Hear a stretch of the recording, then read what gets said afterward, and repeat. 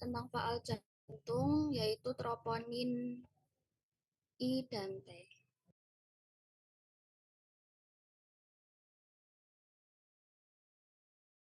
Berikut adalah anggota kelompok kami.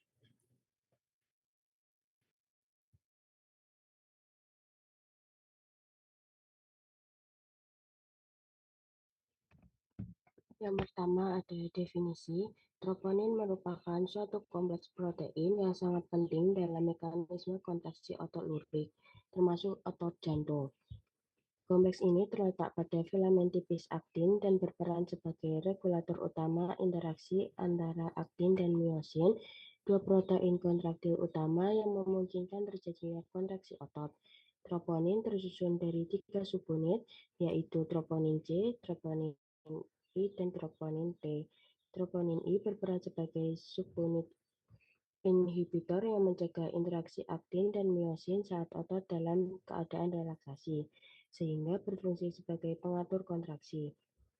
Troponin T di sisi lain berperan untuk mengikat tropomiosin dan menjaga agar kompleks troponin tetap melekat pada filamen tipis, sehingga interaksi kontraktil dapat berlangsung secara terkoordinasi. Pemeriksaan troponin I dan D dapat didefinisikan sebagai uji laboratorium yang dilakukan untuk mengukur kadar protein troponin spesifik jantung di dalam darah sebagai indikator adanya kerusakan atau nekrosis miokardium. Pemeriksaan ini kini dianggap sebagai standar emas dalam diagnosis infak miokard akut karena memiliki sensitivitas yang tinggi dalam mendeteksi kerusakan sekaligus spesifitas yang baik terhadap jantung. Next.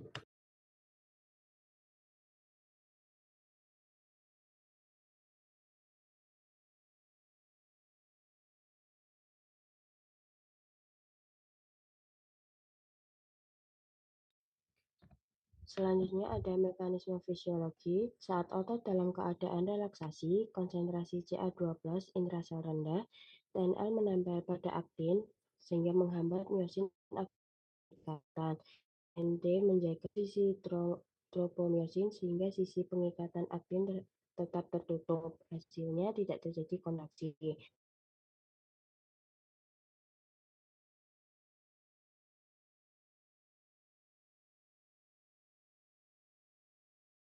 Meningkat dalam sitoplasma, Ca12 berikatan dengan troponin C. Selanjutnya, peran troponin I setelah Ca12 mengikat TNC, TNL mengalami perubahan konfirmasi. Hambatan TNI terhadap aktin dilepas. Hal ini membuka jalan bagi interaksi aktin miosin sehingga memungkinkan terbentuknya cross bridge. TNI adalah rem kontraksi yang dilepas saat Ca12 hadir. Peran troponin T mereposisi tropomiosin sehingga sisi aktif aktin terbuka. Dengan sisi aktif terbuka, miosin dapat mengikat aktin, proses sliding filamen dimulai, sehingga serabut otot memendek, lalu kontraksi terjadi. TNE adalah jangkar yang memindahkan tropomiosin agar kontraksi bisa berlangsung. Next.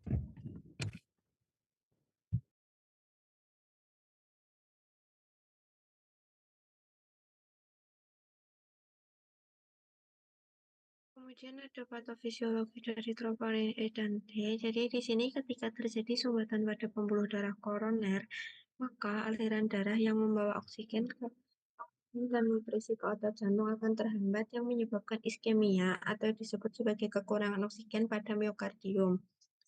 Kemudian kekurangan oksigen ini dalam waktu yang cukup lama akan merusak membran sel miokardium. Awalnya kerusakan bersifat reversibel, namun jika iskemia berlanjut, sel-sel akan mengalami nekrosis atau kematian sel yang irreversibel.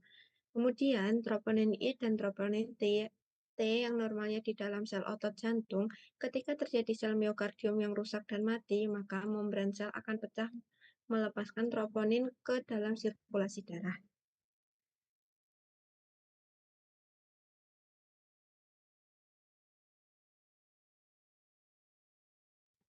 Selanjutnya, metode pemeriksaan yang digunakan pertama metode tunggal atau single mode, yang kedua ada multi mode atau multi method. Next.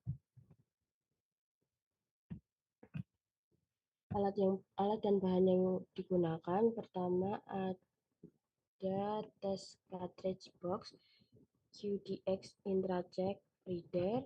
Next. Selanjutnya ada micropipette beserta yellow tip, tabung vacuum cleaner bertutup kuning. Next. Ada mikrotube dan thermal printer. Selanjutnya bahan pemeriksaan yang digunakan ada serum atau plasma manusia. Selanjutnya ada larutan deteksi, detection buffer. Next.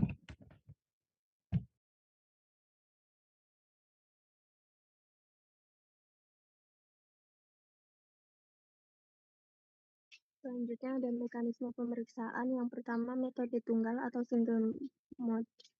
Yang pertama, ambil 75 mikroliter sampel, yaitu serum atau plasma, lalu masukkan ke dalam tabung pencampur sampel yang kosong.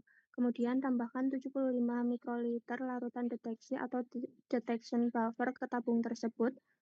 Tutup rapat tabung pencampur, kemudian kocok dengan kuat sekitar 10 kali agar tercampur rata. Campuran ini harus segera digunakan. Ambil 75 mikroliter campuran dan teteskan ke bagian sumur pada cartridge test. Biarkan cartridge yang sudah diberi sampel pada suhu ruangan selama 12 menit. Segera pindah cartridge yang sudah diberi sampel dengan alat pembaca.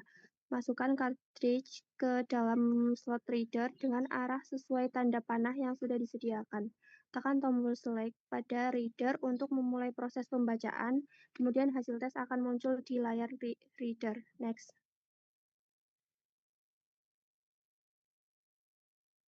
Yang kedua ada metode multimetode. Yang pertama, ambil 75 mikroliter sampel serum atau plasma, lalu masukkan ke dalam tabung pencampur sampel yang kosong. Selanjutnya, tambahkan 75 mikroliter larutan deteksi ke tabung tersebut dan tutup rapat tabung pencampur. Lalu kocok dengan kuat sekali 10 kali agar tercampur rata. Ambil 75 mikroliter campuran dan teteskan ke bagian sumur pada cartridge test. Biarkan cartridge pada suhu ruang selama 12 menit. Setelah itu, masukkan ke dalam slot reader dengan posisi tanda panah sesuai arah yang benar. Tekan tombol select pada reader untuk memulai pemindaian. Kemudian hasil tes akan muncul di layar reader. Next.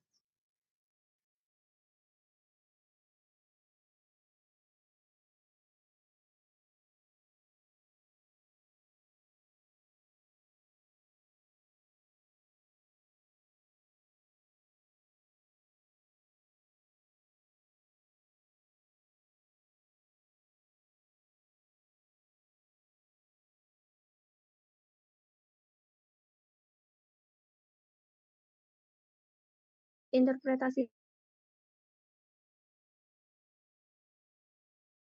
yaitu nanogram per mililiter. Jika ingin menampilkan dalam mikrogram per liter, maka konversinya yaitu nanogram per mililiter dikali 1,0, hasilnya yaitu mikrogram per liter. Batas dan rentang. Yang pertama rentang kerja yaitu 0,10 sampai 50 nanogram per mililiter. Batas bawah pengukuran yaitu LOP atau limit of playing yaitu 0,07 nanogram per mililiter. Batas deteksi yaitu atau limit of detection yaitu 0,11 nanogram per mililiter. Batas kuantifikasi atau limit of quantitation yaitu 0,30 nanogram per mililiter. Next. Kemudian faktor-faktor yang mempengaruhi pemeriksaan pada plasma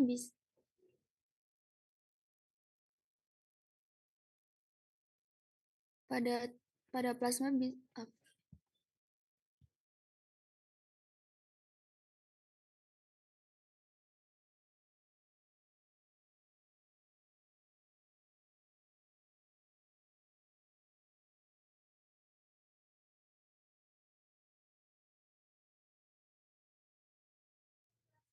yang pertama ada jenis spesimen, hasil pengukuran troponin plasma bisa sampai 30% lebih rendah dibanding serum.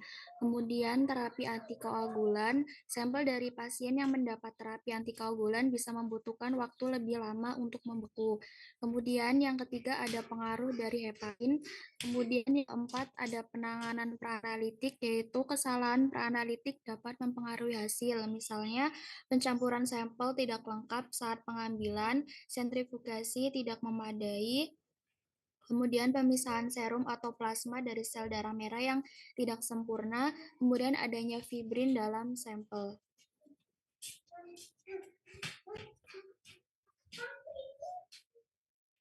Selanjutnya yang kelima, ada kondisi sampel seperti hemolisis, ikterus, dan lipemia yang dapat menyebabkan interferensi pada imunocyte-troponin itu sehingga hasil bisa salah. Kemudian yang keenam, waktu pemeriksaan.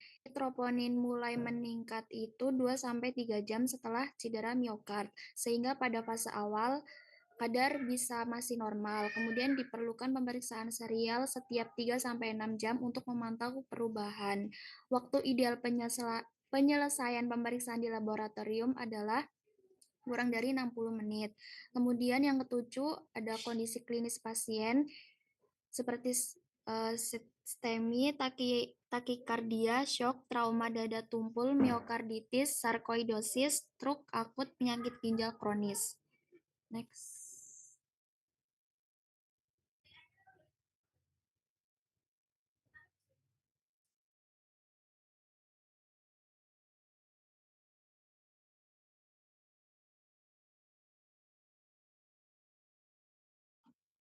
Selanjutnya ke review jurnal bisa di next.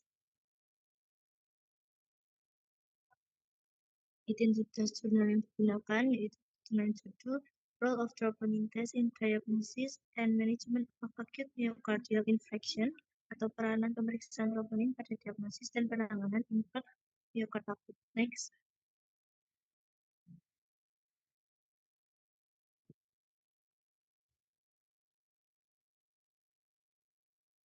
Metode yang digunakan dalam jurnal tersebut yaitu literatur review atau kajian pustaka yang menelaah berbagai penelitian dan studi terkait peran pemeriksaan troponin pada diagnosis dan penata laksanaan infak miokard akut.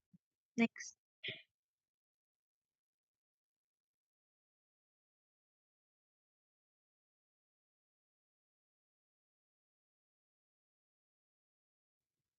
Kemudian hasil penelitian dari tinjauan literatur ini menunjukkan bahwa pemeriksaan troponin memiliki peranan penting dalam menegakkan diagnosis infak miokard akut. Dapat disimpulkan bahwa HSCTNI dan HSCTNT memiliki sensitivitas dan spesifisitas yang tinggi sehingga dapat menjadi standar emas dalam deteksi dini infak miokard akut. Peningkatan kadar troponin terbukti mampu menunjukkan adanya kerusakan kecil pada otot jantung serta dapat digunakan untuk memprediksi lama rawat, efek samping pasca terapi hingga risiko mortalitas pasien. Selain itu, kadar troponin yang tinggi tidak hanya ditemukan pada kasus infak miokard akut, tetapi juga pada kondisi lain seperti penyakit ginjal kronik, emboli paru, dan sepsis. Oleh karena itu, interpretasi hasil pemeriksaan harus selalu disesuaikan dengan konteks klinis pasien. Secara keseluruhan, penelitian ini menegaskan efektivitas troponin sebagai biomarker utama dalam diagnosis maupun penata laksanaan infak miokard akut, serta sebagai indikator prognosis jangka pendek maupun jangka panjang. Next.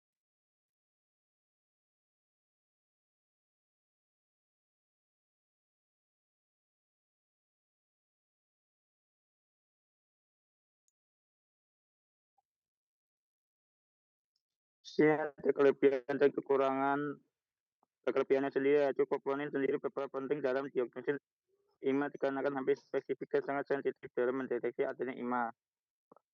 Kemudian kerusakan kecil pada miokard dapat ditunjukkan melalui pemeriksaan kadar troponin. Perubahan kadar troponin juga dapat digunakan sebagai preditor efek samping yang dapat terjadi setelah penanganan atau bahkan peningkatan mortalitas lanjut. Kemudian kekurangannya yaitu pemeriksaan troponin bukan penanda spesifik penyakit, melainkan Lantas cedera peningkatan kadar troponin dapat terjadi pada kondisi lain selain infak miokard, seperti cedera sel otot jantung yang tidak diketahui penyebabnya, bahkan olahraga ekstrem.